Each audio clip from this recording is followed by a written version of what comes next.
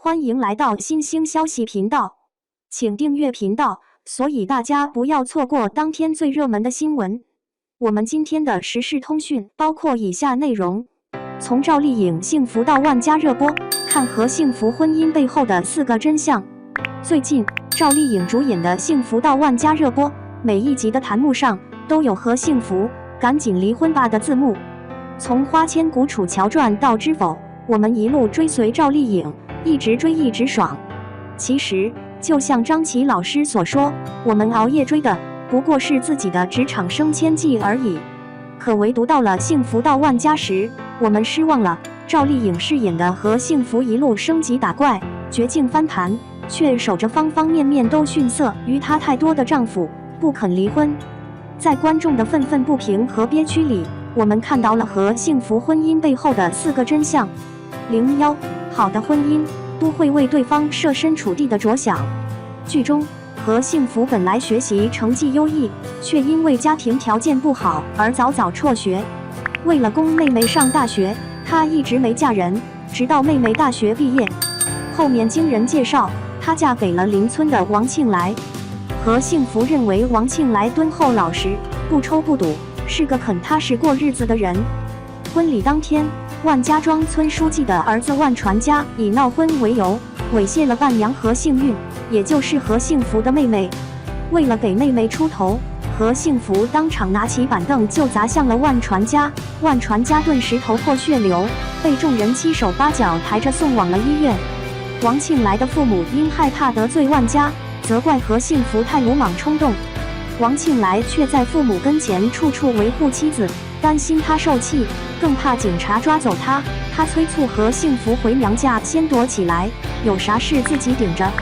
尽管后来的王庆来新鱼扶不上墙，咸鱼翻不了身，干啥啥不成，但从开头的这一幕可以肯定，他是一个有担当、肯设身处地为妻子着想的好男人。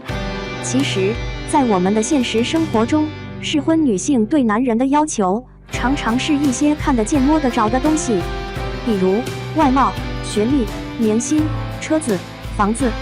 但其实，我们往往忽略了一个男人最珍贵的品质，那就是他的责任心和担当。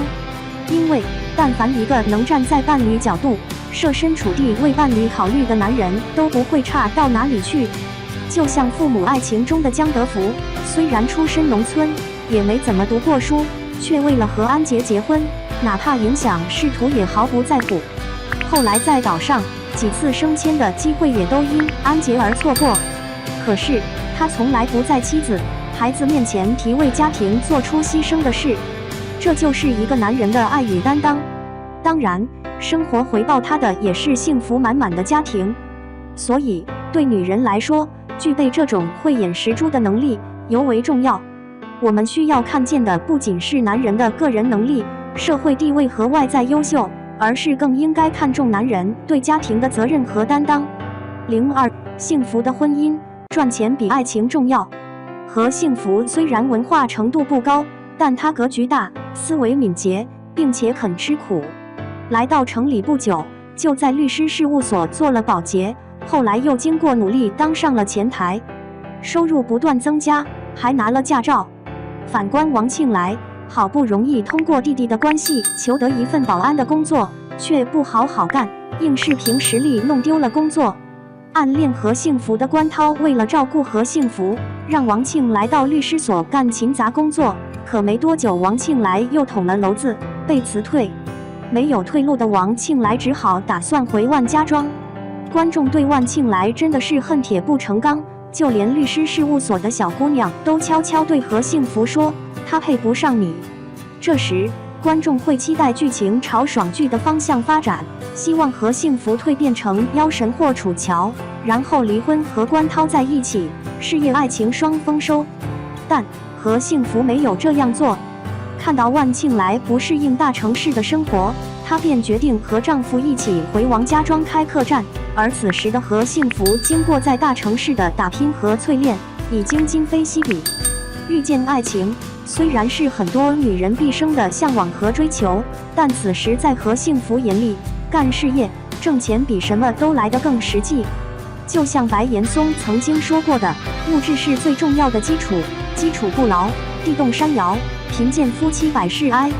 其实，在我们的现实生活中，也有很多人为了感情赴汤蹈火，最后兜兜转转才发现自己真正需要的是什么。因为所有的婚姻一旦没有物质的加持，任何风花雪月都是痴心妄想，任何山盟海誓都是无稽之谈。03，女人不是男人身上的肋骨。其实，以和幸福的软实力，和幸福在爱情和婚姻中本来是可以有更多选择的。可是，他并没有一味地追求所谓的圆满，而是懂得在自己身上卯足了劲，做好当下的全部功课。在和幸福的身上看不到怨天对的，也看不到她对丈夫的高期待，只看到她在努力地做自己。我们常说，不抱希望就没有失望。当婚姻中的女人不再执着地将男人当作自己的天，当作自己的一切的时候，即使男人会在某天背叛她，甚至无情地离开，女人也依旧能过好自己，更不会有天塌下来了的感觉。圣经上说，女人是从男人身上取下的一根肋骨做成的，但这却只是某个时期的和谐说法。当下这个时代，对女人的要求远远不止于此，女人更不应该居囿于这种过时的说法中。我们大院有个姐姐，因为老公长期出轨和家暴，最后选择离婚，但离婚后精神却一直萎靡不振，得了严重的抑郁症。但熟悉她的人都知道，她本身工作能力很强，薪资也高，而且孩子当时也上了大学。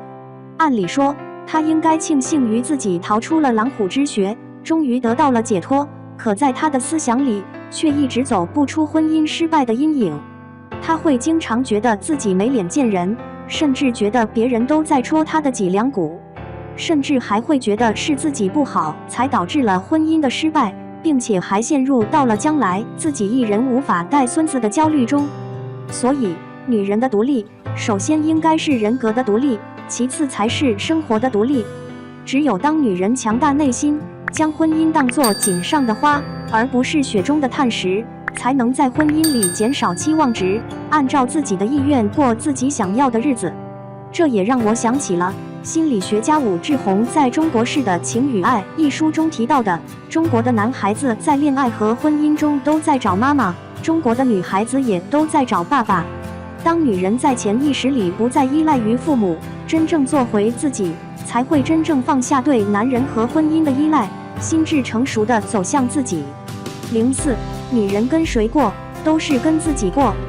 再回到这部电视剧，后来和幸福回到万家庄，开了客栈，带动了旅游，和乡亲们一起走上了致富的道路。但看到和幸福依旧没那么般配的婚姻，观众在惋惜之余也放下了对爱情事业双丰收的执念。婚姻本是油盐酱醋茶，本是鸡零狗碎，而爱情的本质却是失去后的意难平。看来，平凡平淡才是生活的本来面目。有心理专家曾说，看一个女孩子什么时候适合结婚，就是她看哪个男孩子至少是大部分都顺眼，跟哪个男孩子都感觉合适的时候。由此看来，幸福其实是种能力。就像有人打比方所说的那样，婚姻就是游泳池，但一个没学会游泳的人，无论怎么换池子，依旧不会游泳。也有作家说过，人生是一场修行，我们都是自己的红尘，走到最后你会发现，和谁过其实都是和自己过。你过好了，你的日子就好了；你过不好，你的日子也会很糟糕。所以，真正聪明的女人，不但不会依赖于男人，而且始终会把搞事业和赚钱放在自己生活的首位。因为一个女人，无论结婚不结婚，也不管你跟谁结婚，最后都是跟自己过。